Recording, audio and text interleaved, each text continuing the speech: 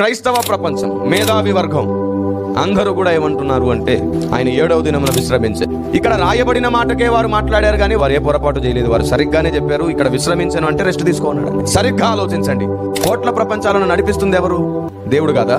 6 దినాల పని ముగించుకుని 7వ దినమున రెస్ట్ తీసుకుంటే ఈ మహావిశ్వం ఎలా నడిపించబడుతుంది? ఆదాము దగ్గరికి డైలీ వస్తున్నాడా లేదా? ఆయన రెస్ట్ తీసుకొని పడుకోలా, కానీ పని చేయడం ఆపాడు. ఇది పాయింట్అవుట్ చేయాలి. పని విశ్రమమును కూర్చి రాయబడింది. నా దేవుడు రెస్ట్ తీసుకునేవాడు కాదు, కునుకడు.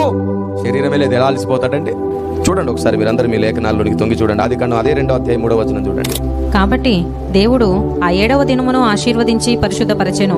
ఏలయనగా దానిలో దేవుడు తాను చేసినట్టు సృజించినట్టు తన పని అంతటి నుండి విశ్రమించెను. ఇప్పుడు చెప్పండి, దేంట్లో నుండి విశ్రమించనండి? ఆయన రెస్ట్ తీసుకునేనా? పని విషయంలో విశ్రమించనా? మరి డైరెక్ట్ స్టేట్మెంట్, అక్షరార్థులకు అక్షరం. పని విషయంలోనే విశ్రమము, ఆయన రెస్ట్ తీసుకోలేదు. Praise the lord.